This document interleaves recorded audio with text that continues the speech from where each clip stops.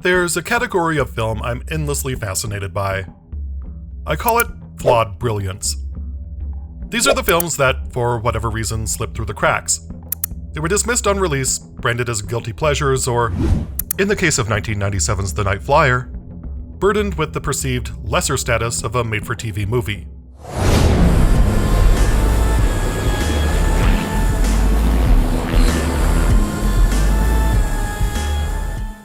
This video contains spoilers, so consider watching the film first before you continue. And if you like what you see, click the like button, share the video, subscribe to the channel, and make sure to click the little bell to be notified for new videos. Released in the long postmodern shadow of Scream, this Stephen King adaptation didn't stand a chance. It wasn't hip, it wasn't self-referential in that specific wink at the camera way, and its protagonist was a chain-smoking, deeply unlikable misanthrope in his 40s.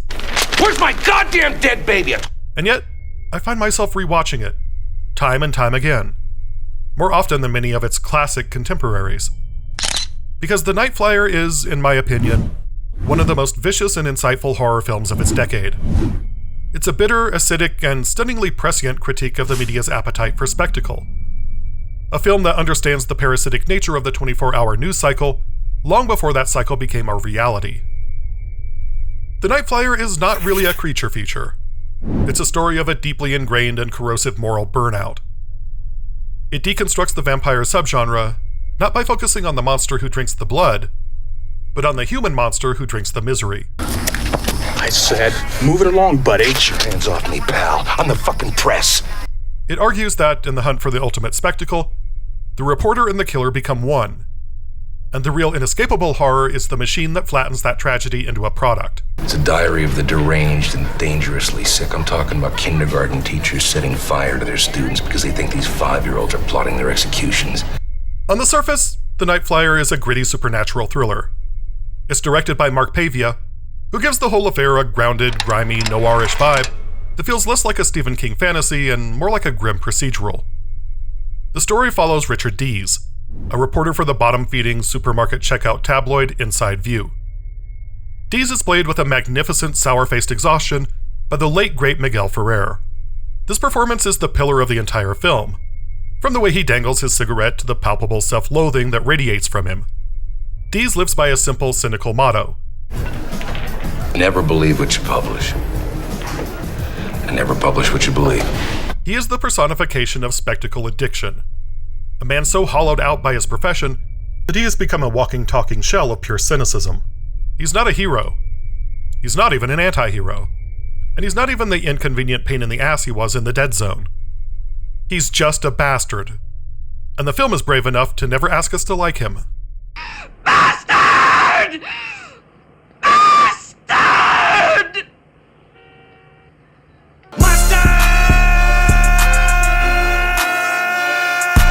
Dees gets wind of a story that feels too good to be true. A serial killer who flies a black Skymaster Cessna into small deserted airfields at night, brutally murders the staff, and then drinks their blood. The killer, who calls himself Dwight Renfield, a wonderful on-the-nose nod to the Bela Lugosi Dracula, is a literal vampire. Dees, of course, thinks it's a guy who just thinks he's a vampire. And, sensing the story of the century, decides to track this Night Flyer down. Not to stop him, of course, but to get the ultimate money shot. A picture. This sets up the film's central cat and mouse game. But the genius of the script is that it's a game between two predators. We're not following a hero hunting a monster. We are following a parasite hunting a parasite. The film's exploration of the spectacle is embedded in this very premise. Dees isn't a journalist, he's a content creator. Not scary enough, Claire. A purveyor of spectacle. He's not reporting on tragedy. He's actively mining it, manipulating it, and packaging it. He breaks into victims' homes, not for clues, but for photos that will make a grieving family's pain pop on the cover. He is a ghoul, long before he ever meets the real one. The Inside View office, run by the equally cynical Merton Morrison, a great slimy Dan Monahan, is a factory for this spectacle, a place where human suffering is the raw material.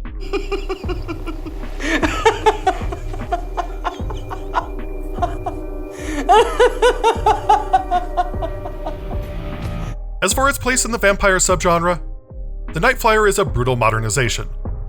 This was the 1990s, the era of the romantic, tragic vampire. Anne Rice's interview with the vampire had defined the monster as a creature of angst, beauty, and homoerotic longing. Bram Stoker's Dracula was a gothic operatic romance.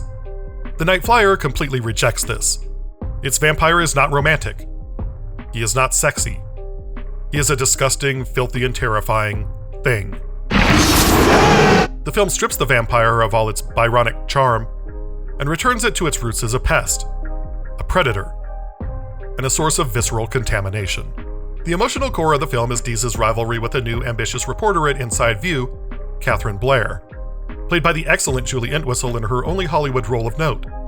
She's young, she's by the book, and she represents the wide-eyed, naive ideal of journalism that Dees has long since shed. He despises her. But the film is smarter than a simple old cynic versus young idealist story. Dees outwardly pretends to be annoyed by her, but deep down he's threatened by her. He sees her as a shark in the water, and he's right. Do you want this story back, Katherine?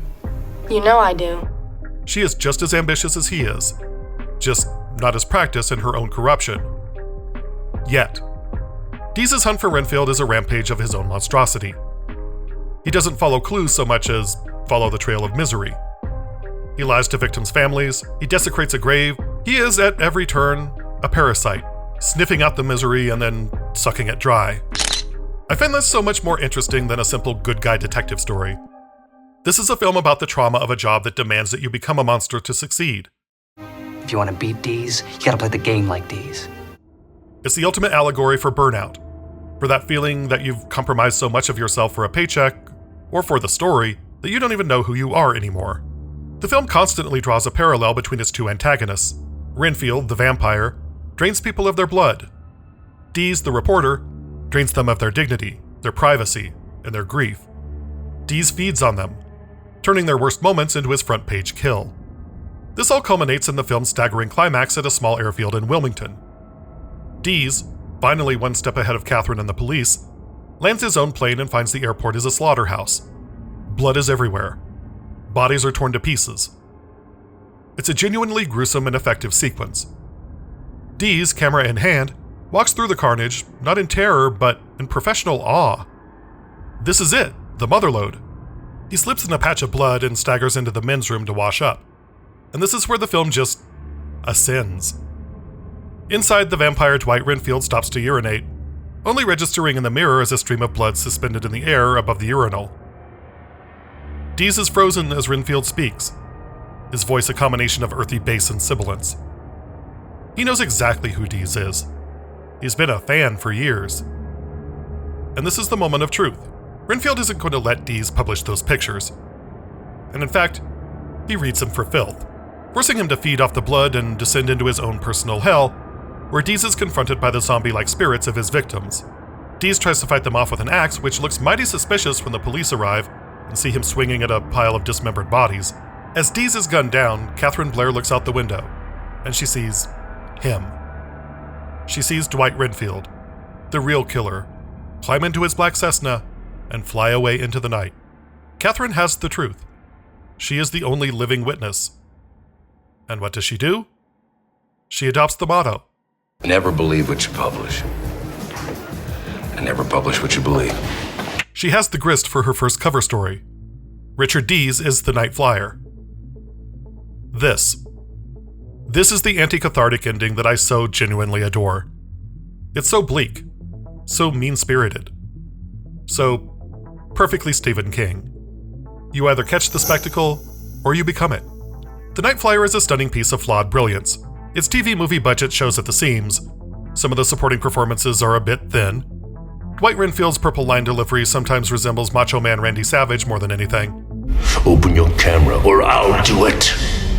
But none of that matters, because its central thesis is so strong, and its execution of that thesis so viciously nihilistically perfect.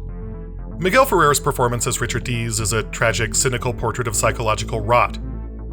It's an allegory for the trauma of a cynical life.